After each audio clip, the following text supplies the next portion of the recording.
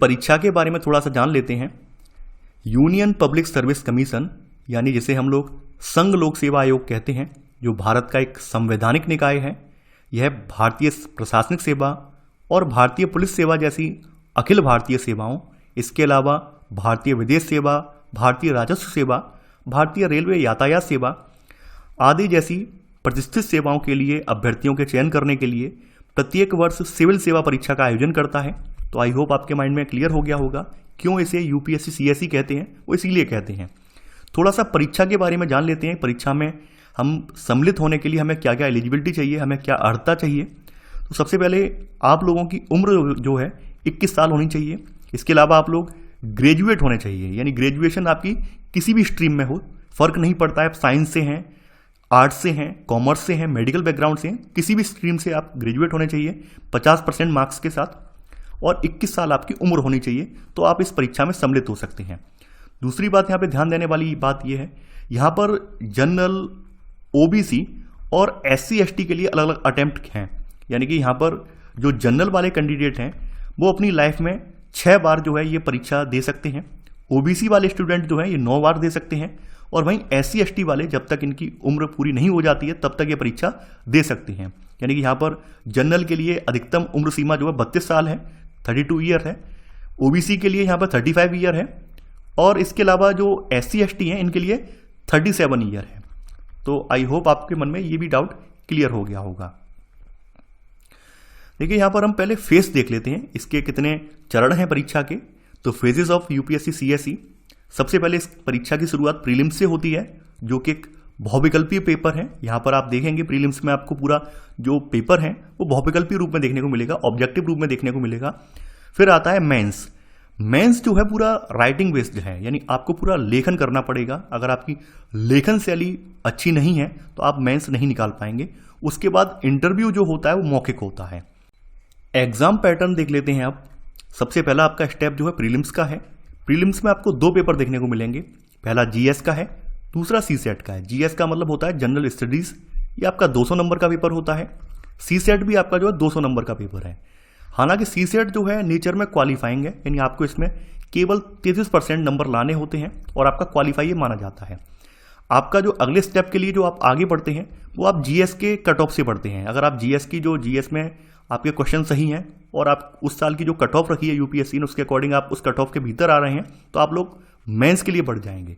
अब मान लीजिए यहाँ पर कोई कैंडिडेट जीएस में तो पास कर गया लेकिन सीसेट में रह गया, तो वो क्या पास माना जाएगा? नहीं, तो वो फेल माना जाएगा। तो इसलिए आपको ध्यान रखना है, इतने क्वेश्चन सही करने हैं जिससे आपका जो है सीसेट निकल जाए और जीएस में आप जो है कट ऑफ में भी आ जाएं। अब इसके बाद बात कर लेते हैं मेंस की। तो मेंस में आपको जो है टोटल 9 पेपर देखने को मिलेंगे। यहाँ पर आपके टोटल 9 पेपर हैं, जिसमें आपका पहला पेपर आपका जो है ऐसी राइटिंग से स्टार्टिंग होती है। फिर जनरल स्टडीज के 4 पेपर होते हैं, GS1, GS2, GS3, GS4। आपके 2 पेपर जो होते हैं वो ऑप्शनल के होते हैं। देखिए यहाँ पर थोड़ा सा ध्यान देना, मैं इस वीडियो में ऑप्शनल सब्जेक्ट की बुक लिस्ट के बारे में बात नहीं करूंगा, क्योंकि ऑप्शनल सब्जेक्ट अलग अलग होते हैं, बहुत सारे सब्जेक्ट होते हैं, तो उनसे संबंधित पुस्तकों की सूची यहाँ पर रखना संभव नहीं था। तो आप लोग बाद में जो भी अपना ऑप्शनल सब्जेक्ट डिसाइड करें उसकी बुक लिस्ट सर्च कर लीजिए, उसके बारे में जान लीजिए, देख लीजिए कहीं से। तो यहाँ पर हमने ऑप्शनल सब्जेक्ट की बुक लिस्ट नहीं रखी है। इसके अलावा 2 लैंग्वेज के पेपर होते हैं। देखिए लैंग्वेज के जो पेपर होते हैं इसमें आपकी एक कंपलसरी लैंग्वेज होती है, कंपलसरी में आपकी एक अंग्रेजी लैंग्वेज कंपलसरी होती है, ठीक है। दूसरी कोई लैंग्वेज आप जो है इंडियन लैंग्वेज कोई भी ले सकते हैं जो आपको सहज लगे। ये दोनों जो पेपर हैं लैंग्वेज वाले, ये 300-300 नंबर के होते हैं, ये 300-300 नंबर के होते हैं। हालांकि ये क्वालिफाइंग इन नेचर हैं, यानी कि ये भी मेरिट में नहीं जुड़ते हैं, ये भी आपको क्या है केवल क्वालिफाई करने हैं केवल। ये जो आपके पेपर हैं ये इनमें से ये सभी पेपर 7 पेपर आपके हैं। ये 7 पेपर आपके कितने कितने नंबर के होते हैं? 250 नंबर के होते हैं, 250 नंबर के होते हैं। यहाँ पर आपका जो पर्सनैलिटी टेस्ट है इसके बाद, ये पर्सनैलिटी टेस्ट होता है 275 का, 275 नंबर का होता है। और आपकी जो फाइनल मेरिट बनती है, फाइनल आपका जो चयन होता है वो आपका मेंस और इंटरव्यू को मिलाकर होता है। यानी मेंस में आपके कितने नंबर हैं? मेंस आपका टोटल 1750 का होता है, 1750 का आपका पूरा मेंस है। और पर्सनैलिटी टेस्ट, इसे इंटरव्यू भी कहते हैं हम लोग, तो ये आपका 275 नंबर का होता है। तो इन दोनों को मिलाकर आपकी जो है फाइनल आपका चयन होता है। तो आई होप आपको यहां तक बात क्लियर हो गई होगी। अब देखिए यहां पर बुक लिस्ट देख लेते हैं यूपीएससी सिविल सर्विस एग्जाम के लिए। मैंने यहाँ पर आपकी जो बुक लिस्ट है इसको 4 पार्ट में डिवाइड किया है, book list 1, book list 2, current affair, CSAT. Book list 1 में जो जो किताबें रखी हैं वो प्रीलिम्स में भी काम आएंगी, मेंस के लिए भी काम आएंगी और इंटरव्यू के लिए भी काम आएंगी। बुक लिस्ट 2 की किताबें जो हैं वो केवल मेंस और इंटरव्यू के लिए काम आएंगी, प्रीलिम्स के लिए काम नहीं आएंगी। करंट अफेयर आपका तीनों के लिए, यानी प्रीलिम्स, मेंस, इंटरव्यू, इन तीनों के लिए काम आएगा। सीसेट को अलग से रखा है क्योंकि सीसेट एक अलग पेपर है, इसलिए मैंने इसको अलग से रखा है और एंड में इसके बारे में हम डिस्कस करेंगे।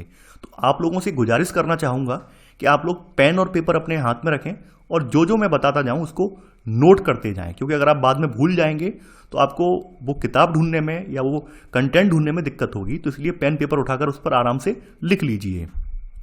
यहाँ पर आपकी बुक लिस्ट 1 है। बुक लिस्ट 1 में मैंने 6 सब्जेक्ट रखे हैं, जिसमें आपका हिस्ट्री है, जियोग्राफी है, पॉलिटी है, इकोनॉमी है, इन्वायरमेंट इकोलॉजी है, साइंस या साइंस एंड टेक है। तो यहाँ पर हम बारी बारी से एक एक सब्जेक्ट में कौन कौन सी किताबें आपको पढ़नी है वो मैं बता देता हूँ। सबसे पहले बात कर लेते हैं हिस्ट्री की। तो हिस्ट्री के लिए आपको सबसे पहले नंबर पर न्यू एनसीईआरटी हिस्ट्री की किताबें, कक्षा 6 से 10 तक की किताबें आपको पढ़नी होंगी। इसके अलावा सेकंड नंबर पर आपको जो है ओल्ड एनसीईआरटी की जो किताबें हैं हिस्ट्री की, ये पढ़नी होंगी 11-12 की। इसके बाद आप लोग आधुनिक भारत का इतिहास, स्पेक्ट्रम की जो आधुनिक भारत का इतिहास है किताब, ये पढ़ेंगे।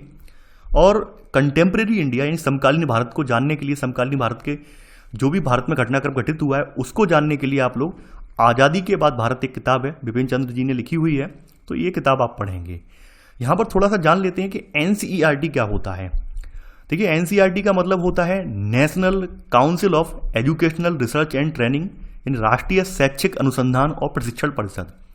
एक आसान भाषा में समझ लीजिए, जैसे हर स्टेट के लिए हर स्टेट की अपनी अलग अलग किताबें होती हैं। यानी आप राजस्थान का देख लीजिए उठा के किताब स्टेट की, यूपी की देख लीजिए, किसी और स्टेट की उठा के देख लीजिए।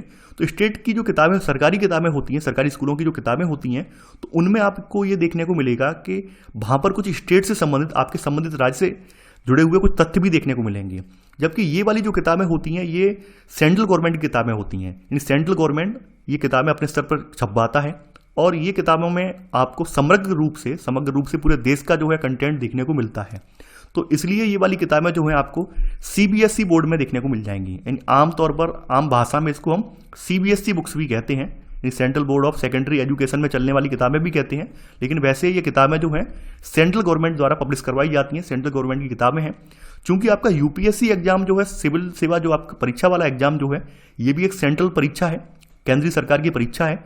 तो इसलिए ये माना जाता है कि ये जो किताबें हैं इसका बेस हैं, यानी आपको ये किताबें पढ़नी ही होंगी, तभी आप एग्जाम क्रैक कर पाएंगे, अदरवाइज नहीं कर पाएंगे।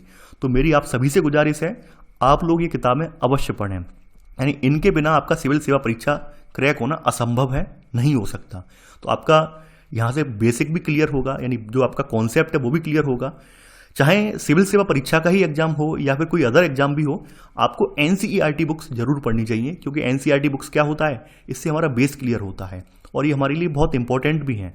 तो आई होप आपको एनसीईआरटी का मतलब भी समझ में आ गया होगा कि ये एनसीईआरटी का हल्ला मचता है क्या, तो आपके मन में ये डाउट क्लियर हो गया होगा।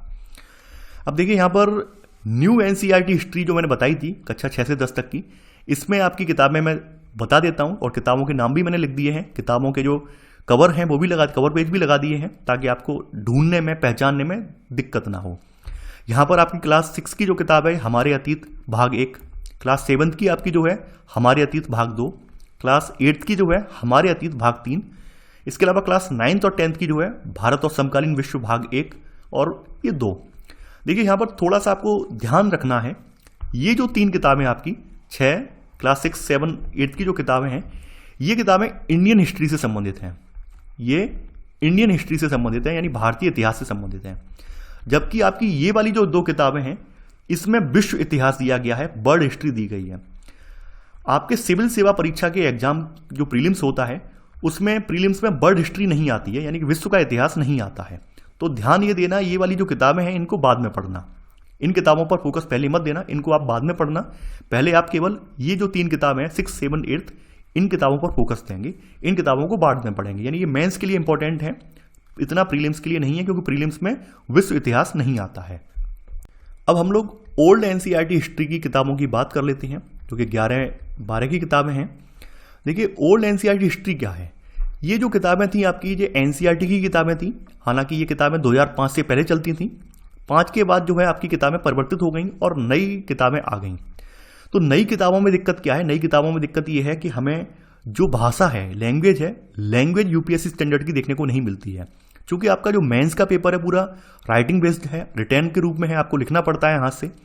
तो उस पेपर के स्टैंडर्ड की किताबें नई वाली नहीं है। इसलिए अधिकांश जो टॉपर हैं यूपीएससी के, अधिकांश जो अभ्यर्थी जो यूपीएससी एग्जाम क्रैक करते हैं, वो सभी आपको ये किताबें रिकमेंड करते हैं। क्योंकि इन किताबों में जो लैंग्वेज है वो यूपीएससी स्टैंडर्ड की दी हुई है और इसलिए यहाँ पर अभ्यर्थी इन किताबों से अध्ययन करना ज़्यादा पसंद करते हैं। देखिए ओल्ड एनसीईआरटी किताबें चूंकि 2005 से पहले बंद हो गई तो मार्केट में तो आती नहीं होंगी, फिर कहाँ से आपको मिलेंगी? इसके लिए दिक्कत है। दिक्कत ये है कि आपको इसका कोई हार्ड जो कवर के रूप में किताब देखने को नहीं मिलेगी, क्योंकि पुरानी किताबें हैं, बंद हो चुकी हैं। तो यहाँ पर कुछ लोगों ने क्या किया है कि जो पुरानी कुछ किताबें थी उनको कुछ ने स्कैन कर लिया है, पीडीएफ के रूप में बना लिया है, या फिर दिल्ली में ओल्ड राजेंद्र नगर है, मुखर्जी नगर है, या प्रयागराज में जो फोटोस्टेट वाले हैं उन्होंने इन किताबों की फोटोस्टेट निकालकर एक बुक के रूप में बना दी है। तो वहाँ से आपको देखने को मिल जाएंगी। लेकिन इन सबसे बेटर एक तरीका एक और है तरीका, यहाँ पर एक पब्लिकेशन है। पब्लिकेशन का नाम है ओरिएंट ब्लैक स्वान। मैं नाम लिख देता हूँ पब्लिकेशन का नाम है ओरिएंट ब्लैक स्वान। तो ओरिएंट ब्लैक स्वान पब्लिकेशन ने ये किया, उसने इन तीनों राइटर से परमिशन लेकर, ओरिएंट ब्लैक स्वान ने क्या किया, इन तीनों राइटर से परमिशन लेकर जो इनका एनसीईआरटी बुक में कंटेंट था वही सेम कंटेंट इस किताब के रूप में छाप दिया है। यानी कि मार्केट में अब आपको ये करना है, आपको प्रारंभिक भारत का परिचय रामशरण शर्मा जी की किताब दे दीजिए। वो पब्लिकेशन पूछेगा, आप बोल देना ओरिएंट ब्लैक स्वान पब्लिकेशन की किताब ये दे दीजिए, वो आपको ये किताबें उपलब्ध करवा देगा।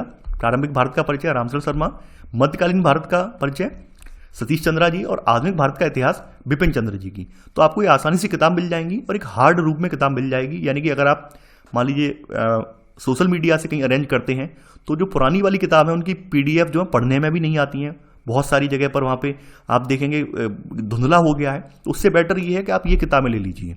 इसमें वही सारा कंटेंट है, कुछ भी कंटेंट यहाँ पर आप देखेंगे चेंज नहीं हुआ है, बल्कि आपकी रामशरण शर्मा जी की किताब में तो कुछ चैप्टर यहाँ पे बढ़ाकर और दिए गए हैं ताकि आपको और ज़्यादा कंटेंट मिल जाए और ज़्यादा उस सब्जेक्ट की समझ बेहतर हो सके। तो मैं आपको ये किताबें रिकमेंड करूंगा। यानी ओल्ड एनसीईआरटी के लिए आप कहीं भटकिए मत, बल्कि आप यही किताबें जो है आपको अमेजोन या फ्लिपकार्ट पे आराम से देखने को मिल जाएंगी। तो आप वहाँ से इन्हें परचेज कर सकते हैं या आपके स्थानीय कोई भी दुकानदार है उससे आप ले सकते हैं। इसके बाद आपकी जो किताबें आती हैं इनमें आपका आती है आधुनिक भारत का इतिहास है, ये स्पेक्ट्रम पब्लिकेशन है और इसके राइटर हैं राजीव अहीर जी, इन्होंने किताब लिखी है। ये किताब प्रीलिम्स के लिए बहुत ज़्यादा इंपॉर्टेंट है क्योंकि प्रीलिम्स के से संबंधित तथ्यों के लिए इसमें बहुत सारे तथ्य दिए हुए हैं और आधुनिक भारत का इतिहास यहाँ पर डिटेल में दिया हुआ है, इसलिए ये किताब काफ़ी इंपॉर्टेंट है। तो आप लोग एनसीईआरटी की न्यू वाली किताब, ओल्ड वाली किताब पढ़ने के उपरांत इस वाली किताब को पढ़ें। इसके अलावा बिपिन चंद्रा जी की ये किताब है आज़ादी के बाद भारत। ये किताब जो है हमें कंटेम्प्रेरी इंडिया के बारे में यानी समकालीन भारत के बारे में बताती है। समकालीन भारत में जो राजनीतिक परिवर्तन हुए हैं, ऐतिहासिक रूप से जो भी चेंजेस आए हैं, वो सब यहाँ पे संकलित किया गया है। ये किताब आपकी प्रीलिम्स के लिए नहीं है, ये मेंस के लिए किताब है। यानी ये वाली किताब जो है आपकी ये मेंस के लिए बनाई गई है। तो आपके मन में ये किताबें क्लियर हो गई होंगी। अब आते हैं ज्योग्राफी पर। देखिए ज्योग्राफी पर नंबर 1 आपकी आती है एनसीईआरटी की क्लास 6 से लेकर 12 तक की किताबें, 6 से 12 तक की किताबें। सेकंड नंबर पर आती है इसमें ओल्ड एनसीईआरटी की किताबें 6 से 8 तक की। यहाँ पर आपको वर्ल्ड ज्योग्राफी देखने को मिलेगी यानी विश्व भूगोल देखने को मिलेगा। तीसरे नंबर पर जो आता है यहाँ पर आपको 2 राइटर की मैंने किताबें रिकमेंड की हैं, माजिद हुसैन की ले सकते हैं आप या फिर महेश वर्डवाल की ले सकते हैं। चौथे नंबर पे आपको मैं रिकमेंड करूंगा ऑक्सफोर्ड एटलस। देखिए ज्योग्राफी एक ऐसा सब्जेक्ट है जो कि आपको बिना मानचित्र के अधूरा लगेगा, यानी बिना मानचित्र के आप इसको कंप्लीट नहीं कर सकते, बिना मानचित्र के आप इसको नहीं समझ सकते हैं। तो आपको मैंने यहाँ पर 4 प्रकार की बुक बताई हैं, बुक लिस्ट, जिसमें आपकी एनसीईआरटी किताबें हैं 6 से लेकर 12 तक की, ओल्ड एनसीईआरटी वाली हैं 6 से 8 तक की, इसमें आपको विश्व भूगोल देखने को मिलेगा। इसके अलावा माजिद हुसैन या महेश वर्डवाल में से कोई एक लिख सकते हैं और या फिर ऑक्सफोर्ड एटलस। अब मैं आपको यहाँ पर किताबें दिखा देता हूँ। देखिए ये आपकी किताबें हैं 6, 7, 8, 9, 10 की एनसीईआरटी की। 6 वाली किताब पृथ्वी हमारा आवास के नाम से है। 7th वाली जो किताब है आपकी भूगोल की, हमारा पर्यावरण के नाम से है। 8th वाली किताब जो है आपकी संसाधन एवं विकास के नाम से है। 9th वाली किताब आपकी समकालीन भारत के नाम से है। और 10th वाली किताब आपकी समकालीन भारत भाग द्वितीय के नाम से है। इसके अलावा जो 11th 12th की किताबें हैं एनसीईआरटी में, तो इनमें आपको 11th में 2 किताबें देखने को मिलेंगी। 11th में आपको पहली किताब देखने को मिलेगी भौतिक भूगोल के मूल सिद्धांत, दूसरी किताब आपको देखने को मिलेगी भारत भौतिक पर्यावरण। अब 12th में पहुंच जाते हैं। 12th में भी यहाँ पर 2 किताबें हैं भूगोल की, एक है आपकी मानव भूगोल के मूल सिद्धांत और दूसरी वाली है आपकी भारत लोक और अर्थव्यवस्था। यानी कुल मिलाकर 11th 12th में आपको 4 किताब पढ़नी होंगी। ओल्ड एनसीईआरटी की जो किताबें हैं जो कि बर्ड ज्योग्राफी के लिए हैं, ये किताबें देखने को नहीं मिल पाती हैं, क्योंकि कहीं कहीं अगर आप खोजेंगे वेबसाइट वगैरह पे तो आपको इसका पीडीएफ रूप देखने को मिल जाएगा और वो उतना साफ भी नहीं होगा। हालांकि मैंने ये किताबें अपने चैनल पे करवाई हैं। अगर आप लोग इन किताबों को पढ़ना चाहते हैं, अपना विश्व भूगोल कवर करना चाहते हैं, तो आप लोग चैनल के प्लेलिस्ट में जाइए। चैनल का प्लेलिस्ट मैंने वर्ल्ड ज्योग्राफी ओल्ड एनसीईआरटी के नाम से बनाया हुआ है। इसमें आपको इसके शॉर्ट नोट्स और समरी देखने को मिल जाएगा। तो आप यहाँ पर इसमें 24 वीडियो हैं, इनमें जाकर यहाँ पर आप अपना कंटेंट पूरा कर सकते हैं। अब बात कर लेते हैं माजिद हुसैन या महेश बर्डवाल की किताब की। देखिए, भूगोल आपका जो है ये आपका 2 पार्ट में होता है। एक तो भारतीय भूगोल भारतीय संदर्भ में, और एक विश्व भूगोल। तो आपका प्रीलिम्स हो या मेंस हो, दोनों भूगोल आते हैं। हिस्ट्री में तो केवल प्रीलिम्स में आप देखेंगे भारतीय इतिहास ही आता है, विश्व इतिहास नहीं आता है। जबकि भूगोल में आपका ऐसा नहीं है, भूगोल में आपका भारतीय भूगोल भी आएगा और विश्व भूगोल भी आएगा। तो यहां पर आप माजिद हुसैन या महेश बर्डवाल में से ये कोई 2 किताबें आप ले सकते हैं। देखिए, इन दोनों किताबों में अंतर क्या है, माजिद हुसैन जी की जो किताबें हैं इनमें अंतर क्या है और महेश बर्डवाल की किताबों में अंतर क्या है। माजिद हुसैन जी की जो किताबें हैं इनमें थोड़ी टिपिकल भाषा दी हुई है, विशिष्ट भाषा दी हुई है। थोड़ी आपको देखने को मिलेगा वैज्ञानिक शब्दावली की टाइप कह सकते हैं, वो उस तरह की भाषा का संग्रह है। यानी कि ये वही आदमी पढ़ सकता है जिसका थोड़ा सा बैकग्राउंड, जिसका थोड़ा एजुकेशनल बैकग्राउंड सही रहा है, जिसने अच्छे से पढ़ाई की है, तो वो इन किताबों को, माजिद हुसैन जी की किताब को आसानी से समझ सकता है। अदरवाइज जिस व्यक्ति को ये लगता है, जिस अभ्यर्थी को ये लगता है कि हम इतनी टिपिकल भाषा नहीं समझ पाएंगे, तो आप लोग महेश बर्डवाल जी की जो दोनों किताबें ले सकते हैं। इनमें भाषा बहुत सहज रूप में दी हुई है, आप आसानी से समझ भी पाएंगे। तो आप लोग इन दोनों में से, इन दोनों राइटर में से किसी एक को चूज कर सकते हैं। ये आपको मैंने विकल्प दे दिया है। अगला आता है ऑक्सफोर्ड एटलस। देखिए, ये इसी नाम से आता है, ऑक्सफोर्ड स्टूडेंट एटलस। ये हिंदी में भी आता है। देखिए, ध्यान देना, जो भी मैं आपको किताब बता रहा हूं सब कुछ हिंदी में है, कोई किताब अंग्रेजी में नहीं है। ये गलती मत कर बैठना, राइटर को आप अगर अंग्रेजी में नाम उसे लिख कर दे दो, उसे आपको अंग्रेजी में पकड़ा दे, फिर बाद में आप कहना कि सर ने तो हमें ये बताया था, इसने अंग्रेजी में दे दी। अंग्रेजी में कोई किताब नहीं है, सब किताबें हिंदी में हैं। अब आती है आपके तीसरे नंबर पर पॉलिटी, यानी कि राजनीति विज्ञान। तो इसमें आपकी एनसीईआरटी पॉलिटी मैंने ली है। इसके अलावा भारतीय राज्य व्यवस्था की किताब है जो कि एम लक्ष्मीकांत जी के द्वारा लिखी हुई है। और 3rd नंबर पर है भारतीय शासन।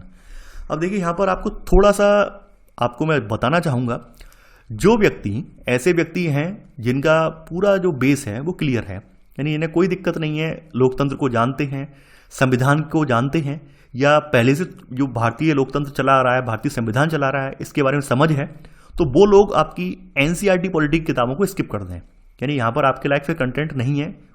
फिर आप लोग डायरेक्ट स्टैंडर्ड बुक से ही स्टार्ट करें, लक्ष्मीकांत की किताब से ही स्टार्ट करें। ये मेरी आपको सलाह है। दूसरी सलाह मेरी उन बच्चों को है जो बच्चे 10th या 11th में हैं और यूपीएससी की तैयारी अभी से करना स्टार्ट कर दिए हैं। देखिए, आप लोग जो हैं केवल अपने स्तर पर अभी से केवल एनसीईआरटी किताबें खरीद पढ़ें। केवल आप लोग स्टैंडर्ड किताबें ना खरीदें। मेरी आप लोगों को ये पर्सनल सलाह है कि आप लोग अभी से केवल एनसीईआरटी किताबें पढ़ें, चाहे जो भी सब्जेक्ट की हों, हिस्ट्री की हों, ज्योग्राफी की हों, पॉलिटी की हों, आप लोग केवल एनसीईआरटी किताबें पढ़ें। आप लोग स्टैंडर्ड बुक क्यों नहीं खरीदें, उसका रीजन है। रीजन ये है क्योंकि स्टैंडर्ड बुक जो है हर साल 1 साल बाद जो अपडेट होकर आती है, हर साल इसका एक नया एडिशन आता है। आप लोग कहाँ तक नए एडिशन लेंगे, क्योंकि आपने अभी पढ़ाई स्टार्ट की है, तो आपकी वो किताबें फिर बेकार हो जाएंगी। तो इससे बेहतर ये है कि आप एनसीईआरटी की जो किताबें वो पढ़ें। जब आप ग्रेजुएशन के लास्ट ईयर में पहुंचें तब आप स्टैंडर्ड किताबें खरीद सकते हैं, उससे पहले ना खरीदें। ये मेरी आपको एक पर्सनल सलाह है। बात कर लेते हैं एनसीईआरटी जो 6 से 12 तक की है। इसमें आपकी क्लास 6 की किताब सामाजिक और राजनीतिक जीवन के नाम से है। 7th में भी वही है, इसका पार्ट 2 है। 3rd में भी वही है, पार्ट 3 है यहाँ पर। 9th 10th की किताब लोकतांत्रिक राजनीति फर्स्ट, 10th की किताब आपकी जो है लोकतांत्रिक राजनीति द्वितीय, इस नाम से है। 11th 12th की किताबों में यहाँ पर भी आपको 2-2 किताबें देखने को मिलेंगी। 11th में भी आपकी यहाँ पर 2 किताबें हैं और 12th में भी यहाँ पर आपकी 2 किताबें हैं। 11th में आपकी जो राजनीतिक सिद्धांत वाली किताब है ये बेसिकली मेंस के लिए किताब है, ये आपकी प्रीलिम्स के लिए नहीं है। मैं आपको बता देता हूँ, ये मेंस के लिए है इसकी, क्योंकि पूरा सैद्धांतिक रूप से राजनीति का समझाया गया, राजनीति का परिचय दिया गया है, तो आपको समझ में नहीं आए चाहे तो ये आपकी मेंस के लिए है। यहाँ पर आपकी दूसरी किताब है भारत का संविधान, सिद्धांत और व्यवहार। इसके अलावा आप 12th में जाएंगे तो 12th में आपको 2 किताबें देखने को मिलेंगी, समकालीन विश्व राजनीति भाग 1 और 12th का दूसरी वाली जो किताब है वो है समकालीन विश्व राजनीति भाग 2 के नाम से है। तो मेरी फिर से वही सलाह है, जो लोग पहले से जानते हैं, लोकतंत्र के बारे में जानते हैं, देश के बारे में जानते हैं, संविधान में दिलचस्पी है उनकी, वो लोग इस एनसीईआरटी पॉलिटी वाले पोर्शन को स्किप कर सकते हैं और आप लोग डायरेक्ट जो स्टैंडर्ड किताब है वो पढ़िए। देखिए, पॉलिटी के लिए स्टैंडर्ड में आपकी एक ही राइटर की किताबें हैं, ये किताबें अपने आप में सर्वश्रेष्ठ मानी जाती हैं और ये एम लक्ष्मीकांत की किताब तो आप ये मान लीजिए यूपीएससी की भगवत गीता बोली जाती है। यानी यूपीएससी में पॉलिटी का जो सार है वो पूरी पॉलिटी का सार आपको इसमें अच्छे से देखने को मिलेगा, इसलिए इसे यूपीएससी की भगवत गीता भी कहते हैं। तो ये भारत की राजव्यवस्था के नाम से किताब है, अपने आप में संपूर्ण है, आपको कहीं भी भटकने की जरूरत नहीं है।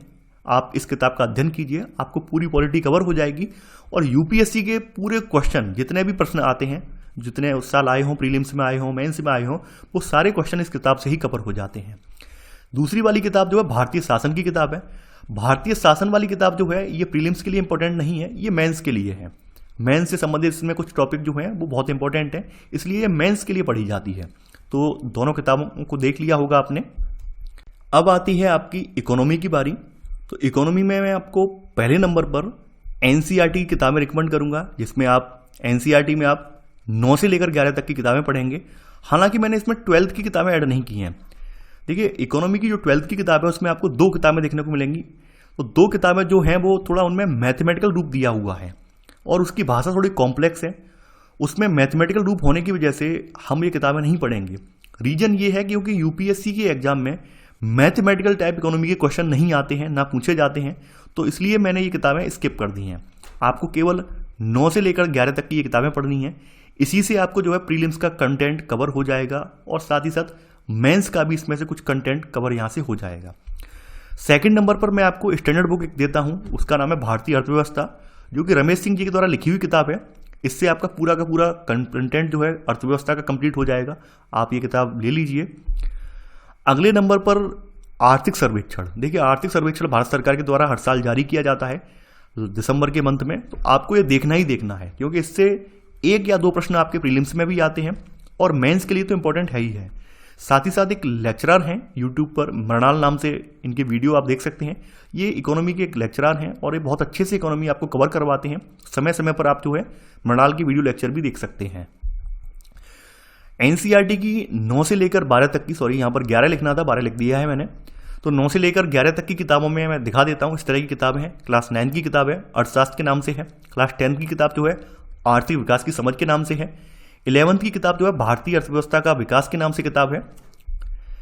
भारतीय अर्थव्यवस्था रमेश सिंह जी के द्वारा जो लिखी हुई किताब है, ये किताब का टाइटल है, यहाँ पर आप देख पा रहे हैं, कवर पेज है। देखिए, यहाँ पर ये 13वां संस्करण है, अभी नवीनतम संस्करण है। बाद में जो भी नवीनतम संस्करण आ जाए आप गूगल पे सर्च कर सकते हैं, जो भी लेटेस्ट हो वो आप लेटेस्ट वाला ले लीजिए। अगले नंबर पर है आपका इन्वायरमेंट। देखिए, इन्वायरमेंट के लिए आपकी केवल यही किताब है, एक पारिस्थितिकी एवं पर्यावरण की किताब है ये, जो कि एस.के. ओझा जी ने लिखी हुई है। एस.के. ओझा जी ने ये किताब लिखी है और ये किताब अपने आप में संपूर्ण है। इसी किताब से आपका प्री भी कवर हो जाएगा और मेंस भी हो जाएगा। इसके अतिरिक्त आपको एनवायरनमेंट के लिए कोई कंटेंट पढ़ने की आवश्यकता बिल्कुल भी नहीं है। तो आप लोग केवल और केवल यही किताब पढ़ेंगे। ये किताब मार्केट में आप अगर लेने जाएं तो बोल देना उनसे परीक्षा वाणी की हमें पारिस्थितिकी पर्यावरण दे दीजिए, या फिर बौद्धिक प्रकाशन की हमें पारिस्थितिकी पर्यावरण दे दीजिए, तो वो आपको ये दे देगा। इसके बाद अगले नंबर पर आती है आपकी साइंस यानी विज्ञान। विज्ञान के लिए आपको एनसीईआरटी की 6 से लेकर 10 तक की विज्ञान की किताबें पढ़नी है। इसके अलावा ल्यूसेंट की जो सामान्य विज्ञान वाली जो किताब है, इसको आप परचेज कर लीजिए, इसको ले लीजिए, और ये किताब अपने आप में सफिशिएंट है। आप चाहें तो ल्यूसेंट ले सकते हैं या फिर दृष्टि पब्लिकेशन की किताब भी ले सकते हैं, लेकिन मैं रिकमेंड आपको ल्यूसेंट ही करूंगा, क्योंकि ल्यूसेंट में फैक्ट कुछ ज़्यादा है, कंटेंट भी बहुत अच्छा है ल्यूसेंट का। तो आप ल्यूसेंट की सामान्य विज्ञान से अपनी साइंस कवर कर सकते हैं। अब हम आते हैं बुकलिस्ट सेकंड में। बुकलिस्ट सेकंड में हम लोग इंडियन कल्चर के बारे में बात करेंगे, इसके अलावा इंटरनल सिक्योरिटी के बारे में बात करेंगे, इंटरनेशनल रिलेशन के बारे में बात करेंगे, सोशियोलॉजी के बारे में बात करेंगे, इथिक्स के बारे में बात करेंगे और ऐसे राइटिंग के बारे में बात करेंगे। तो सबसे पहले हम बात कर लेते हैं इंडियन कल्चर के बारे में। पहले नंबर की आपकी जो सब्जेक्ट है वो है इंडियन कल्चर, भारतीय संस्कृति।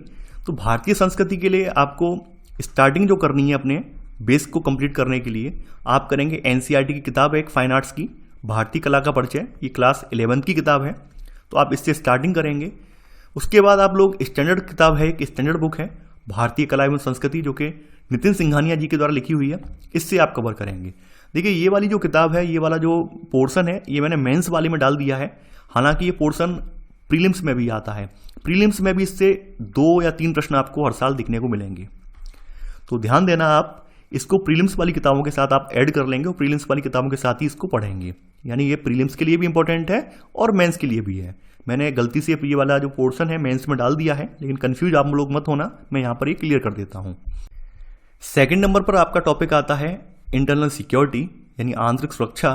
तो आंतरिक सुरक्षा के लिए आपको अशोक कुमार एवं विपुल की ये किताब है भारतीय आंतरिक सुरक्षा। तो ये किताब आपको खरीदनी है। इसका पब्लिकेशन जो है वो है मैग्रो हिल पब्लिकेशन। तो आप मार्केट में इसके नाम से मांगेंगे तो आपको ये किताब मिल जाएगी। इससे आपका इंटरनल सिक्योरिटी वाला जो टॉपिक है, मेंस का टॉपिक है, ये कवर हो जाएगा। अगले नंबर पर आपका जो टॉपिक आता है वो है इंटरनेशनल रिलेशन यानी अंतर्राष्ट्रीय संबंध। इसके लिए 2 किताबें मैंने रिकमेंड की हैं।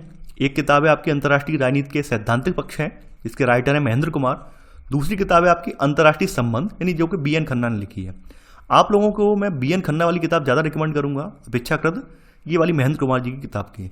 तो आप लोग अंतर्राष्ट्रीय संबंध की दोनों में से कोई किताब एक ले सकते हैं। अगर आप मान लीजिए BA के स्टूडेंट हैं तो आप ये वाली किताब पढ़ लेना, इसी से आपका कंप्लीट हो जाएगा। अगर आप ग्रेजुएशन किसी और स्ट्रीम से किए हैं तो आप ये वाली किताब लेना, क्योंकि ये किताब जो है ये BA में चलती है। तो ये मैंने आपको पहले ही बता दिया है। तो अगर आप BA कर रहे हैं तो आप केवल यही किताब पढ़ लीजिए, इससे काम चल जाएगा, ये लेने की जरूरत नहीं है। और अगर आप किसी अदर स्ट्रीम से हैं तो आप यही वाली किताब लेना। चौथे नंबर पर आपका आता है समाजशास्त्र यानी सोशियोलॉजी। सोशियोलॉजी में मैंने यहाँ पर 2 किताबें आपकी रखी हैं। एक तो NCERT की 11th-12th की किताबें हैं। इसके अलावा आप भारतीय समाज की स्टैंडर्ड किताब है राम आहूजा की, ये किताब यहाँ पर आप ले सकते हैं। यहाँ पर NCERT सोशियोलॉजी में भी 11th-12th में 2 किताबें हैं। क्लास 11th में आपकी पहली किताब जो है ये है समाजशास्त्र का परिचय, दूसरी किताब है आपकी समाज का बोध। इसी प्रकार आपकी 12th में जो है पहली किताब भारतीय समाज है, दूसरी किताब आपकी जो है भारत में सामाजिक परिवर्तन एवं विकास है। राम आहूजा की ये किताब है भारतीय समाज के नाम से, स्टैंडर्ड बुक है पूरा, इससे आपका मेंस वाला पोर्शन कवर हो जाएगा। 5वें नंबर पर आपका आता है एथिक्स यानी नीति शास्त्र। नीति शास्त्र के लिए आप क्रॉनिकल्स की लेक्सिकॉन वाली बुक ले लेते हैं। तो यहाँ पर इसमें आपका नीति शास्त्र, सत्यनिष्ठा और अभिरुचि कवर हो जाता है इस किताब में। इसके अलावा समय समय पर आप लोग क्या करेंगे, तो आप जो भी हिंदी वाले अखबार पढ़ते हैं उन अखबार के संपादकीय पृष्ठ पर कुछ अच्छे लेख छपकर आते हैं, तो आप उनको पढ़ते रहेंगे, तो उससे आपका जो नीति शास्त्र वाला पोर्शन है ये अच्छे से कवर हो जाएगा। 6वें नंबर पर सबसे इंपॉर्टेंट टॉपिक आपका जो है मेंस का पहला ही पेपर है, ऐसे राइटिंग वाला निबंध लेखन आता है। तो निबंध लेखन के लिए डॉक्टर विकास दिव्य कीर्ति और निशांत जैन IAS यानी जिनके द्वारा ये रिकमेंड वीडियो है पूरा, इनके द्वारा रिकमेंडेड किताबों का ये पूरा वीडियो है, उनके द्वारा लिखी हुई किताब है ये निबंध दृष्टि पब्लिकेशन की किताब है। आप इसको ले लीजिए, इससे आपका जो है ऐसे पूरा कंप्लीट हो जाएगा। निबंध लेखन का जो कौशल है, निबंध लेखन कैसे होगा, किस तरह से हमें लिखना है, कैसे हमें भाषा शैली रखनी है, किस तरह से हमें जो है स्टार्टिंग करनी है, वो आप पूरा यहाँ से सीख पाएंगे। अब आती है आपकी करंट अफेयर्स की बारी। तो करंट अफेयर्स में मैंने 4 सोर्स रखे हैं। इसमें आपका न्यूज़पेपर है, मैगजीन्स हैं, वेबसाइट हैं और रेडियो और टीवी है। ये 4 सोर्स रखे हैं। न्यूज़पेपर में आपको जो है 3 न्यूज़पेपर हैं हिंदी के, जिसमें अमर उजाला, दैनिक भास्कर, दैनिक जागरण है। इनको पढ़ना कैसे है वो मैं बता देता हूँ। आपको यहाँ पर राजनीतिक जो आर्टिकल होते हैं या राजनीतिक टीका टिप्पणियाँ होती हैं, या जो आपकी लोकल न्यूज होती है, किसका एक्सीडेंट हो गया, किसका एक्सीडेंट हो गया, किसका मर्डर हो गया, उस तरह की न्यूज़ यहाँ पर नहीं पढ़नी है। ध्यान देना, उस तरह की न्यूज़ आपको नहीं पढ़नी है।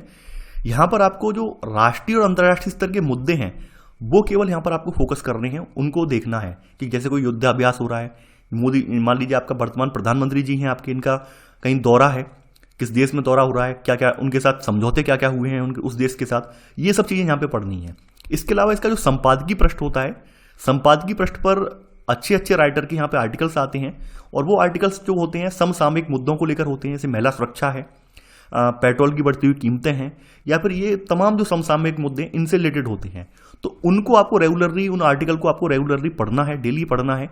उससे आपका चिंतन कौशल डेवलप होगा, उससे आपकी भाषा शैली डेवलप होगी, उससे आपकी शब्दावली डेवलप होगी, और आपको एक आइडिया लग जाएगा कैसे हम निबंध लिखेंगे, कैसे हम प्रश्न का उत्तर देंगे।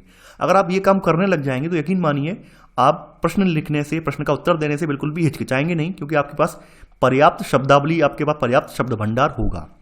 तो आपको ये काम करना ही करना है। अब देखिए, कुछ लोगों के मन में एक सवाल आ रहा होगा कि सर ने ये पेपर तो बता दिए, लेकिन सर ने एक जो पेपर जिसका हल्ला बहुत मचता है यहाँ पर, वो है द हिंदू। आपने द हिंदू तो बिल्कुल रिकमेंड किया ही नहीं। क्यों नहीं किया? तो पहली बात ये जान लीजिए, आप लोग हिंदी माध्यम के अभ्यर्थी हैं, और एक यहाँ पर एक कहावत है कि हर दवाई हर मर्ज के लिए नहीं होती है, उसी तरह से द हिंदू हर मर्ज की दवा नहीं है। द हिंदू केवल इंग्लिश मीडियम वाले जो अभ्यर्थी हैं, एस्पिरेंट हैं, केवल उनके लिए बना है, आपके लिए नहीं। आपका उसको पढ़ना बिल्कुल अपना समय गंवाना है। मैंने देखा है तमाम यूट्यूबर्स क्या करते हैं कि द हिंदू की समरी के नाम पर डेली वीडियो देते हैं, और वहाँ पर बहुत सारे हिंदी माध्यम के अभ्यर्थी जो है अपना टाइम खराब करते हैं। टाइम क्यों खराब करते हैं वो भी मैं बता दे रहा हूँ। कुछ लोगों को ये लगता है कि द हिंदू पढ़ने से हमारी अंग्रेजी अच्छी हो जाएगी। तो उनके लिए मैं एक एग्जाम्पल यहाँ पर आपको देना चाहूँगा कि मान लीजिए एक क्लास फर्स्ट का स्टूडेंट है, क्लास फर्स्ट का एक बच्चा है, अब उसे अंग्रेजी सिखानी है। क्या आप क्लास 10th की किताब से उसको अंग्रेजी सिखा सकते हैं? असंभव बात है। ऑब्वियस सी बात है, क्लास फर्स्ट के बच्चे का जो स्तर है वो क्लास 10th के लायक तो है ही नहीं, तो अंग्रेजी नहीं सिखा सकते। तो द हिंदू अखबार भी अंग्रेजी सिखाने वाला नहीं है। द हिंदू अखबार जो है अंग्रेजी के चरम स्तर का अखबार है। अगर आप अंग्रेजी के अच्छे खासे प्रकांड विद्वान हैं, CBSE बोर्ड से पढ़े हुए हैं, तो आप द हिंदू को समझ पाएंगे, अन्यथा आपको कुछ समझ में आने वाला नहीं है। दूसरी सबसे बड़ी कमी क्या है द हिंदू पढ़ने से? द हिंदू पढ़ने से आपका जो शब्दावली है, भाषा शैली है, या फिर जो चिंतन या अभिव्यक्ति कौशल है, ये डेवलप नहीं हो पाएगा। जैसे आपको तो यूपीएससी में मेंस लिखना है, यूपीएससी मेंस में पूरा रिटर्न पूरा लिखना है, उसमें आपको निबंध भी लिखना है, प्रश्नों के उत्तर भी देने हैं। आप उसके लिए शब्दकोश कहाँ से लाएंगे, भाषा शैली कहाँ से लाएंगे? तो वो भी आपको द हिंदू से नहीं मिलेगी। कुछ लोगों को लगता है कि यहाँ से करंट अफेयर कवर हो जाता है। देखिए, करंट अफेयर के लिए हमारा अगला विकल्प है मैगजीन्स। मैगजीन्स में सब कुछ कवर हो जाता है। तो द हिंदू का जो डर है आपके मन में, द हिंदू को लेकर जो मिसकॉन्सेप्शंस बने हुए हैं, उनको आप दूर कर दीजिए। हिंदी माध्यम के अभ्यर्थी को द हिंदू छूना भी नहीं है, पहली बात ये जान लीजिए। अब आ जाते हैं मैगजीन्स पर। मैगजीन्स में आपकी बहुत सारी मैगजीन है, जैसे गवर्नमेंट की मैगजीन है आपकी कुरुक्षेत्र और योजना जो मैगजीन है गवर्नमेंट की मैगजीन है, डाउन टू अर्थ है, और भी कई सारी मैगजीन्स हैं। उन सब का निचोड़ आपको जो है दृष्टि IAS की मैगजीन में देखने को मिलेगा। ये मंथली पत्रिका है, आपको हर मंथ ये पढ़नी है। दृष्टि IAS की पत्रिका मुझे बेस्ट क्यों लगती है? क्योंकि इसमें सब कुछ मिलता है हमें। प्रीलिम्स का कंटेंट भी मिल जाता है, मेंस का मिल जाता है, इसके अलावा इंटरव्यू का भी मिल जाता है, और साथ ही साथ आपकी जो पत्रिकाएं, अदर पत्रिकाएं हैं जैसे योजना है, कुरुक्षेत्र है, इनका सार भी यहाँ पर देखने को मिलता है। तो दृष्टि IAS की जो पत्रिका है अपने आप में संपूर्ण है, आपको कोई और पत्रिका पढ़ने की जरूरत नहीं है। और इसके अलावा भी आपको लगता है कि कुछ छूट गया है, तो आप विजन IAS की जो पत्रिका है इसको पढ़ सकते हैं। हालांकि दोनों ही पत्रिकाएं, चाहे दृष्टि IAS की हो या विजन IAS की, ये हिंदी में भी उपलब्ध हैं और अंग्रेजी में भी उपलब्ध हैं।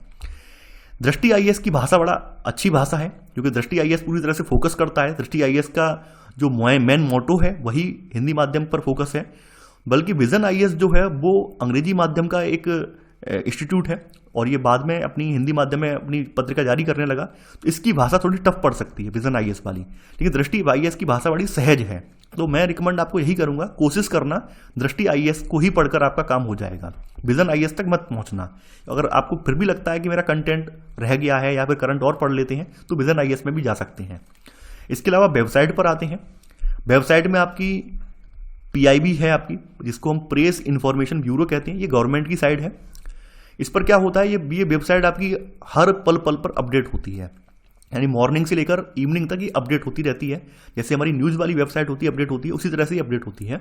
इसमें आपको जैसे जनरल न्यूज़पेपर होते हैं, जनरल वेबसाइट होती है, जनरल न्यूज़ चैनल हैं जो कि दिखाते हैं कि ये हुआ वो हुआ, उस तरह के न्यूज़ नहीं आती है। इसमें राष्ट्रीय और अंतर्राष्ट्रीय स्तर के मुद्दे हैं, कोई समझौता है, कोई बैठक है, कोई मान लीजिए कोई फंक्शन है, या फिर कोई युद्धाभ्यास वगैरह है, या फिर कोई नया प्रोग्राम लॉन्च हुआ है, उससे संबंधित जानकारी यहाँ पर दी जाती है। तो आप PIB को डेली देखिए, PIB से आपको वो जानकारी मिल जाएगी। इसके अलावा न्यूज़ ऑन एयर का मतलब क्या है, ये ऑल इंडिया रेडियो वाली जो वेबसाइट है उसको न्यूज़ ऑन एयर कहते हैं। एक तरह से कह सकते हैं PIB वाला अधिकांश कंटेंट यहाँ पर भी देखने को मिल जाता है, कभी कभी कुछ कंटेंट यहाँ पर, कुछ अतिरिक्त कंटेंट भी यहाँ पर हमें देखने को मिल जाता है। इसके अलावा आपकी 3 वेबसाइट ये कह सकते हैं ये आपके लिए संपूर्ण है, यानी इसमें ध्येय IAS, दृष्टि IAS, GS वर्ड, इन तीनों के बारे में आप जानते होंगे, ये तीनों हिंदी माध्यम की सर्वश्रेष्ठ कोचिंगें हैं, जिनमें दृष्टि आईएएस पहले नंबर पर आती है, सेकंड पर आपकी ध्येय आईएएस आती है और थर्ड पर आपकी जीएस वर्ड आती है। ये तीन कोचिंगें हिंदी माध्यम की सर्वश्रेष्ठ हैं। इसमें सबसे बेस्ट जो वेबसाइट है आपकी, वो दृष्टि आईएएस की वेबसाइट सबसे बेस्ट है। दृष्टि आईएएस की वेबसाइट क्या करते हैं दृष्टि वाले, ये डेली आपको एक आर्टिकल देते हैं। डेली आपको जो है एक बढ़िया सा आर्टिकल द हिंदू से या जो भी अदर अंग्रेजी अखबार हैं, इंडियन एक्सप्रेस वगैरह, उनका हिंदी में ट्रांसलेट करके बहुत अच्छे से, उनकी भाषा शैली जो है, उनकी जो भाषा की सहजता है बहुत आसान रहती है। आप वहाँ से वो आर्टिकल पढ़ सकते हैं। इसके अलावा डेली ये करंट अफेयर भी देते हैं। डेली जो समसामयिक मुद्दे हैं उनसे जो जुड़ा हुआ करंट अफेयर वो भी उपलब्ध करवाते हैं, जो कि यूपीएससी स्टैंडर्ड का ही है पूरा कंटेंट। तो आप लोग डेली आपको ये वेबसाइट भी विजिट करनी है, यानी ये तीनों वेबसाइट आपको विजिट करनी ही करनी है। इसके अलावा चौथे नंबर पर आपका आता है रेडियो या टीवी। तो देखिए, टीवी के बारे में आप अच्छे से जानते होंगे। आपको वो जो चैनल आजकल चलते हैं कि ब्रेकिंग न्यूज वाले चैनल चलते हैं, उस तरह के चैनल तो बिल्कुल देखने ही नहीं है। चाहे वो आज तक हो, एनडीटीवी हो, कोई भी XYZ हो, ये चैनल आपको बिल्कुल नहीं देखने हैं, क्योंकि ये चैनल आपका कुछ नहीं करेंगे, समय खराब करते हैं और ब्रेन वॉश करते हैं। आपको केवल वही देखना है जो आपके लिए ऑथेंटिक है, केवल और केवल आपके यूपीएससी पॉइंट ऑफ व्यू से वही आपको फोकस करना है। इसमें आपका दूरदर्शन आ जाता है। दूरदर्शन के बारे में हम सब लोग जानते हैं, बचपन से हम लोगों ने देखा है। बचपन में केवल यही एक चैनल हुआ करता था, दूरदर्शन, और इसकी प्रासंगिक न्यूज होती थी, ऑथेंटिक होती थी और देखने में भी बहुत मजा आता था। तो आपको दूरदर्शन की जो न्यूज है वो देखनी है। इसके अलावा अभी हाल में ही कुछ दिन पहले आपकी 2 चैनल थे। एक तो था आपका राज्यसभा टीवी के नाम से था, RS टीवी के नाम से था, और दूसरा था लोकसभा टीवी के नाम से। तो इन दोनों को मिलाकर, इन दोनों को जोड़कर आपका जो चैनल बना दिया गया, वो बना दिया गया आपका संसद टीवी। ठीक है, तो आपको क्या करना है, संसद टीवी जो है, संसद टीवी वाला जो चैनल है, ये यूट्यूब पर भी है। आपको 9 बजे से लेकर, मॉर्निंग का जो 9 AM है, 9 AM से लेकर 9:30 के बीच में यहाँ पर क्या आता है, यहाँ पर पूरा आधे घंटे का एक सेशन होता है, और आधे घंटे के सेशन में आपको यहाँ पर जो न्यूज है आपकी वो देखने को मिल जाती है। और वो न्यूज इतनी इंपॉर्टेंट होती है कि आपको पूरा राष्ट्रीय अंतर्राष्ट्रीय घटनाक्रम आपके सामने रख दिया जाता है। ध्यान देने वाली बात यहाँ पर ये है कि जो संसद टीवी है, इसमें आपका बिल्कुल भी टाइम खराब नहीं होगा। क्यों नहीं होगा? क्योंकि यहाँ पे फालतू की डिबेट नहीं होती है, कोई राजनीतिक नहीं, कोई यहाँ पर वो नहीं कि भाई हमें ड्रग दो या फिर ड्रग के ऊपर चर्चा, घंटे घंटे भर चर्चा हो रही है। इस तरह के टॉपिक यहाँ पर नहीं आते हैं। जैसे आपने देखा होगा कि क्या चलता है कि बॉलीवुड की न्यूज़ दिखा रहे हैं, ये दिखा रहे हैं, वो दिखा रहे हैं, वो कुछ नहीं दिखाते हैं। केवल आपके देश में क्या चल रहा है, राष्ट्रीय स्तर पर क्या हो रहा है, अंतर्राष्ट्रीय स्तर पर क्या हो रहा है, केवल वही दिखाते हैं। कोई फालतू का यहाँ पर आप देखने को नहीं मिलेगा, बॉलीवुड का झगड़ा यहाँ पे नहीं देखने को मिलेगा, ये आप जान लीजिए। इसके अलावा आकाशवाणी, यानी कि वही आपका न्यूज़ ऑन एयर वाला, अगर आप मान लीजिए रेडियो वगैरह आपके घर में है, अगर आप कहीं दूरवर्ती गांव से बिलोंग करते हैं तो रेडियो वगैरह की न्यूज़ है वो सुन सकते हैं। उससे आपका करंट अफेयर बहुत अच्छे से तैयार हो जाएगा। आपको जो है जो भी करंट अपडेट है वो यहाँ पर मिल जाएगा। तो आई होप आपको ये चारों सोर्स पसंद आए होंगे। अब आगे बढ़ते हैं हम यहाँ पर। अगले नंबर पर आपका जो आता है, ये आता है आपका सिविल सर्विस एप्टीट्यूड टेस्ट, जिसे हम CSAT के नाम से जानते हैं। तो CSAT के लिए कोई एक किताब नहीं है, जान लीजिए, कोई एक किताब नहीं है।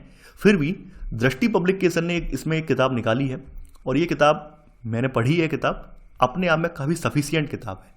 यानी इस किताब को पढ़कर आपके मन में जो CSAT को लेकर बना हुआ है, CSAT कैसे सॉल्व होगा, CSAT हम कैसे करेंगे, वो डर कम हो जाएगा। सेकंड नंबर पर आपको क्या करना है, CSAT के पेपर, प्रीवियस ईयर के पेपर का सेट ले लीजिए और उससे प्रैक्टिस कीजिए। अगर आपको कहीं पेपर का सेट ना मिले तो हमने अपने चैनल पर वो दिया हुआ है, पूरा प्लेलिस्ट बनी हुई है, उसमें जाकर आप 2011 से लेकर अब तक जितने भी आपके CSAT के पेपर हुए हैं उनके वीडियो वहाँ पर देख सकते हैं। CSAT वाला पेपर पहले नहीं था, CSAT वाला पेपर जो है 2011 में ऐड किया गया है। 2011 में यूपीएससी में CSAT का पेपर ऐड किया गया है। तो CSAT में आपका मिला जुला रूप है, ना तो यहाँ पे मैथ आता है पूरी तरह से, ना ही यहाँ पर आपका पूरी तरह से रीजनिंग आती है। इस तरह से पेपर का डिज़ाइन किया गया है कि इसे साइंस बैकग्राउंड वाले भी कर पाएँ और आर्ट्स बैकग्राउंड वाले भी कर पाएँ। और इसमें 80 प्रश्न होते हैं, यानी कि ये 80 क्वेश्चन होते हैं 200 नंबर के। इनमें से आपको केवल 33% क्वेश्चन जो है सही करने होते हैं। यानी कि अगर आपके 27 क्वेश्चन सही हैं तो आपका ये पेपर क्वालिफाई माना जाएगा। ठीक है, तो CSAT के लिए आप दृष्टि पब्लिकेशन की क्विक बुक है, इसे आप ले लीजिए, ये सफिशिएंट है, इसमें पूरा आपको पता चल जाएगा, बहुत अच्छे से समझाया हुआ है। अब देखिए, आपके कुछ प्रश्न थे जो आप में से कई अभ्यर्थियों ने मुझे कमेंट करके दिए थे प्रश्न, तो उनमें से मैंने केवल यहाँ पे 5 प्रश्न उठाए हैं आई होप, मैं आशा करता हूँ उन 5 प्रश्नों के माध्यम से आप सभी के प्रश्नों का निराकरण हो जाएगा। तो उसमें आपका सबसे पहला जो प्रश्न था वो प्रश्न ये था, हमें सिविल सेवा परीक्षा की तैयारी क्यों करनी चाहिए। ये आपके मन में सबसे पहला प्रश्न आता है कि हम क्यों करें सिविल सेवा परीक्षा की तैयारी, क्योंकि यहाँ पे सीट तो ज़्यादा होती नहीं है, 700-800 सीट होती हैं, लाखों स्टूडेंट यहाँ पे पार्टिसिपेट करते हैं, फिर भी यहाँ पर ये बच्चे क्यों तैयारी करते हैं, ऐसा क्या रीज़न है। तो देखिए, आप लोग एक बात जान लीजिए, आप अपने भारत में रहकर आप भारत के बारे में नहीं जान पाते हैं, लेकिन सिविल सेवा परीक्षा की अगर तैयारी आप स्टार्ट कर देते हैं तो आप अपने भारत के अतीत को, भारत के वर्तमान को जान पाते हैं। यानी हम अतीत में कहाँ से हमारा भारत स्टार्ट हुआ है, अतीत का हमारा जो गौरवशाली इतिहास है उसको जान पाते हैं, अपने समृद्ध भूगोल को जान पाते हैं, अपने समृद्ध जो लोकतंत्र है उसको जान पाते हैं। आपको पाठ्यक्रम का इतना विशाल रूप, इतना विस्तृत रूप, जिसमें कि भारत का संपूर्ण आपको जो है हिस्ट्री, ज्योग्राफी, पॉलिटी, इन्वायरमेंट सब कवर हो जाए, ऐसा कहीं भी देखने को नहीं मिलेगा, किसी अदर एग्जाम में देखने को नहीं मिलेगा। यानी कहने का मतलब क्या है, सिविल सेवा परीक्षा के माध्यम से आप अपने तैयारी नहीं कर रहे हैं, अपने देश को जान रहे हैं। आपका एक चिंतन कौशल डेवलप हो रहा है, आपका एक आवृत्ति डेवलप हो रही है, आपका एक दृष्टिकोण है उसमें परिवर्तन आ रहा है, आपकी सोचने समझने की क्षमता है उसमें परिवर्तन आ रहा है। तो मेरा मानना यह है कि हर छात्र को सिविल सेवा परीक्षा की तैयारी करनी चाहिए, क्योंकि यही एक ऐसा माध्यम है जिसके जरिए आप अपने अतीत को अपने वर्तमान से जोड़ पाते हैं, अपनी जड़ों से जुड़ पाते हैं। आप जान पाते हैं कि भारत को क्यों सोने की चिड़िया कहा जाता था, क्यों भारत हमारा जो अतीत में इतना समृद्ध रहा है, हमने कहाँ कहाँ गलतियाँ की, कहाँ कहाँ हमारे यहाँ आक्रमणकारी आए हैं, किन किन गलतियों से हमें सीखना चाहिए, वो सब कुछ जान पाते हैं। तो सबसे पहला रीजन तो ये हो गया। दूसरा रीजन इसमें एक और आ जाता है, क्योंकि वर्तमान परिवेश में आप ये देख रहे होंगे कंपटीशन बहुत ज़्यादा टफ हो गया है। अब कंपटीशन टफ होने का मतलब ये है, जो भी आपके सिंगल डे के जो एग्जाम होते हैं वो भी बहुत टफ हो जा रहे हैं। उनमें पहले क्या होता था, एक दिन के जो एग्जाम होते थे वो केवल 2 या 3 किताब पढ़कर आप दे आते थे और आपके निकल जाते थे, लेकिन अब ऐसा नहीं है। अब उनमें जो कंटेंट है वो IAS लेवल का कंटेंट है। जब तक आप पूरे सब्जेक्ट पढ़ेंगे नहीं, समग्र रूप में सब्जेक्ट का अध्ययन नहीं करेंगे, तब तक आप उन एग्जाम को भी नहीं दे पाएंगे। तो आपको यूपीएससी की तैयारी इसलिए भी करनी चाहिए, क्योंकि जो भी एक दिवसीय एग्जाम है, अगर आप केवल यही सोच के पढ़ेंगे, मान लीजिए एक हमें सब इंस्पेक्टर का एग्जाम देना है, आपने सोच लिया कि SI की तैयारी कर लेते हैं, इससे निकल जाएगा, कभी नहीं निकलने वाला। जब आप यूपीएससी स्टैंडर्ड लेकर चलेंगे तो आपका SI का एग्जाम तो अपने आप निकल जाएगा। तीसरी बात यहाँ पर यूपीएससी की ये है कि जो लोग डेडिकेटेड होकर यूपीएससी की तैयारी करते हैं वो खाली हाथ कभी नहीं लौटते हैं, उन्हें कुछ ना कुछ तो जरूर मिलता है। चाहे वो बेशक आप सिविल सेवा परीक्षा क्रैक कर पाएं या ना कर पाएं, लेकिन फिर भी कोई छोटी मोटी जॉब, गवर्नमेंट जॉब बड़े आराम से ले लेते हैं। ये एक फैक्ट की बात है, तो इसलिए भी सिविल सेवा परीक्षा की तैयारी हमें करनी चाहिए। अगला यहाँ पर आपका सवाल है, क्या मैं इन किताबों को पढ़कर सिविल सेवा में चयनित हो पाऊंगा। ये प्रश्न मुझे बहुत ज़्यादा देखने को मिला कि सर आपने ये किताबें हमें इतनी सारी बता दी हैं, इसे पढ़कर क्या हम IAS बन जाएंगे। तो देखिए, मेरा आप लोगों से एक सवाल है फिर से, आप लोगों ने बचपन से लेकर अब तक जो भी ग्रेजुएशन किया है, अब तक इतने सारे सब्जेक्ट पढ़े, क्या उन सबको पढ़कर आप क्या गवर्नमेंट जॉब ले लिए? नहीं ले पाए। क्या आप अगर ये सोचते हैं कि हमारी जो पढ़ाई है, पढ़ाई का केवल यही मतलब है कि गवर्नमेंट जॉब मिल जाए, और अगर गवर्नमेंट जॉब नहीं मिलेगी तो पढ़ना ही बंद कर देंगे, क्या आप ऐसा करेंगे? नहीं करेंगे भाई। आप अपने बच्चों को ये थोड़ी ना करेंगे, मान लीजिए भविष्य में गवर्नमेंट जॉब खत्म कर देगी गवर्नमेंट, कोई गवर्नमेंट जॉब हो ही ना, तो आपके अपने बच्चों को पढ़ाना बंद कर देंगे? नहीं करेंगे। तो मेरा मानना ये है कि आप ये जो अपने मन में ये डाउट है कि क्या मैं इन किताबों को पढ़कर सिविल सेवा में चयनित हो पाऊंगा, क्या ये किताबें सफिशिएंट हैं, सबके अपने अपने प्रयास होते हैं। मेरा अलग है, आपका अलग है। एक माँ बाप भी अपने बच्चों को पूरा अवसर देते हैं। मान लीजिए एक घर में 2 बच्चे हैं, हर माँ बाप ये चाहेगा इनको समान अवसर मिले, माँ बाप तो भेद नहीं करेगा, लेकिन ये बच्चे पर डिपेंड करता है, बच्चे के एफर्ट पर डिपेंड करता है, वो कितना एफर्ट करता है। भाई माँ बाप ने तो उसको समान परिवेश दिया है, समान उसको जो शिक्षा दी है, समान लालन पालन हुआ है, लेकिन फिर भी उनमें से आप देखते हैं कोई बच्चा जो बहुत आगे निकल जाता है, कोई बच्चा बहुत पीछे रह जाता है। तो यहाँ पर क्या है, यहाँ पर भी मैं इन किताबों के माध्यम से आपको एक कह सकते हैं एक प्लेटफॉर्म दे रहा हूँ, आपको बता रहा हूँ कि ये किताबें हैं। अब इसमें आपके एफर्ट्स हैं, आप कितना प्रयास करते हैं, कैसे प्रयास करते हैं, वो ज़्यादा इंपॉर्टेंट है। अगर आप ढंग से सही दिशा में प्रयास कर रहे हैं, क्योंकि यहाँ पर मैंने आपको दिशा तो दे दी है, अगर उस दिशा में आप आगे अच्छे से अगर आप प्रयास कर रहे हैं तो यकीन मानिए आप सिविल सेवा में चयनित हो पाएंगे। तो ये वाला भी प्रश्न आपके लिए सॉल्व हो गया होगा। अगला जो है, क्या मैं ऑप्शनल पेपर अंग्रेजी में लिख सकता हूँ, ये भी कई बार पूछा गया है। देखिए, ऑप्शनल सब्जेक्ट कोई एक सब्जेक्ट नहीं है, बहुत सारे सब्जेक्ट उसमें आ जाते हैं। इंजीनियरिंग के सब्जेक्ट भी आ जाते हैं, मेडिकल के सब्जेक्ट भी कुछ उसमें आ जाते हैं। तो उस वजह से ऑप्शनल में छूट दी हुई है, चाहे तो आप उसे हिंदी में लिख सकते हैं या फिर इंग्लिश में लिख सकते हैं। दूसरी बात ऑप्शनल को लेकर ये भी है, मान लीजिए कोई साइंस बैकग्राउंड का है, कॉमर्स बैकग्राउंड का है और वो हिस्ट्री लेना चाहता है, वो ले सकता है। ऑप्शनल में ऐसी कोई बाध्यता नहीं है कि ग्रेजुएशन के सब्जेक्ट आपके देखे जाएंगे तभी आपको ऑप्शनल मिलेगा, ऐसा कुछ भी नहीं है। आपकी उस सब्जेक्ट पे कमांड होनी चाहिए। मान लीजिए आप साइंस स्ट्रीम से हैं, अब आपकी संस्कृत पर बहुत अच्छी कमांड है, आप संस्कृत को ऑप्शनल के तौर पर ले सकते हैं, कुछ भी ले सकते हैं। तो आप अपने मन में ये डाउट ना रखें कि ऑप्शनल पेपर अगर हम साइंस के हैं तो हम आर्ट्स वाले पेपर यानी हिस्ट्री वगैरह, ज्योग्राफी वगैरह नहीं ले पाएंगे, ऐसा कुछ भी नहीं है। आप कोई भी पेपर ले सकते हैं। अगला आता है सिविल सेवा की परीक्षा तैयारी जो है कि कितनी अवधि में पूर्ण हो पाएगी। देखिए, इसके लिए आपको 2 ईयर का जो है यहाँ पर बनाना पड़ेगा, 2 ईयर का शेड्यूल रखना पड़ेगा, क्योंकि दृष्टि IAS जैसी कोचिंग भी 18 महीने का टाइम लेती है, जबकि 18 महीने का टाइम आप लोगों को देती है जब आप कोचिंग ज्वाइन करते हैं, लेकिन वो उनकी कोचिंग जो है, पूरी क्लासेस जो है 24 मंथ में करीब पूरी हो पाती हैं। जो लोग कोचिंग कर रहे हैं दृष्टि IAS में या फिर करके आ चुके हैं वो लोग जानते होंगे, 18 मंथ का टाइम देते हैं, लेकिन फिर भी 18 से 22 महीने या 23 महीने लग जाते हैं बड़े आराम से। यहाँ तो आप सेल्फ स्टडी करेंगे, तो सेल्फ स्टडी में आपको कम से कम यहाँ पर 2 साल तो बड़े आराम से लग जाएंगे। डेली आपको जो है 7 से 8 घंटे आपको देने पड़ेंगे, तब आपको यहाँ पर 2 साल लगेंगे। 2 साल में आपका ये पाठ्यक्रम पूरा हो जाएगा, उसके बाद आप प्रिपेयर हो जाएंगे एग्जाम देने के लिए। अब देखिए, अगला प्रश्न जो है ये मुझसे संबंधित है, और ये प्रश्न मुझे शुरुआत से लेकर एंड तक डेली ये प्रश्न पूछा जाता है, आप सिविल सेवा परीक्षा में चयनित क्यों नहीं हो पाए। तो देखिए, मैं आपसे एक बात कहना चाहूँगा, हर किसी के एफर्ट्स होते हैं, अलग अलग एफर्ट्स होते हैं, हर किसी में कुछ अच्छाइयाँ होती हैं, कुछ कमियाँ भी होती हैं, हर किसी के कुछ फेस मजबूत होते हैं, कुछ जो है कह सकते हैं कमज़ोर भी होते हैं। उसी तरह से मेरा एक यहाँ पर कमी है, मेरी कमी ये है, मुझे प्रीलिम्स में कोई दिक्कत नहीं है, मेरा मेंस का जो राइटिंग स्किल है वो बहुत ज़्यादा डेवलप नहीं है। बचपन से ही मेरे साथ समस्या रही है, मैं इतनी तेज़ी से लिख नहीं पाता हूँ जितनी तेज़ी से उसमें डिमांड है, जितनी तेज़ी से, जितने साफ साफ राइटिंग में वहाँ पे डिमांड है, उतनी तेज़ी से मेरे हाथ नहीं चलते हैं बचपन से। और ये अभी से नहीं है, ये मेरे साथ बचपन से होता आ रहा है। यानी मेरे कई बार नंबर जो है राइटिंग की वजह से ही कटते थे, कई बार जो है 10th में, 12th में, ग्रेजुएशन में जो नंबर कटते थे वो राइटिंग की वजह से कटते थे, क्योंकि मुझसे तेज़ नहीं लिखा जाता है, और यही सबसे बड़ा रीज़न था कि मेंस में मैं नहीं निकाल पाया। तो आई होप ये भी क्लियर हो गया होगा। इसके अलावा मैं एक यहाँ पे और कहना चाहूँगा, आप लोग ये बिल्कुल ना सोचें कि ये व्यक्ति जो है मेंस नहीं निकाल पाए या फिर चयनित नहीं है तो इसकी बात जो गलत होगी, ये है, हो सकता है हमें गुमराह कर रहा हूँ, ऐसा कुछ भी नहीं है। आप ये सोचें कि भाई मैं जितना रास्ता देख चुका हूँ, अगर मैं उतने रास्ता आपको अगर दिखा दूंगा तो उसमें बुरा क्या है। भाई मान लीजिए अगर आपके पिता हैं, अगर आपके पिता गवर्नमेंट जॉब नहीं ले पाए, तो आप क्या अपने पिता से ये पूछेंगे कि आप गवर्नमेंट जॉब नहीं ले पाए, मुझसे क्यों कह रहे हो? आप बिल्कुल नहीं कहेंगे।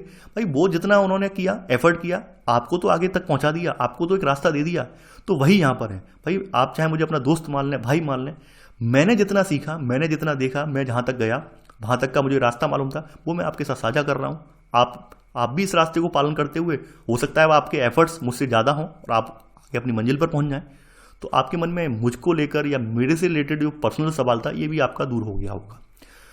तो ये था हमारा आज का वीडियो। आई होप आपको ये वीडियो पसंद आया होगा। आप लोगों से अपेक्षा मैं यही करता हूँ, आप लोग इस वीडियो को ज़्यादा से ज़्यादा लोगों तक पहुँचाएंगे।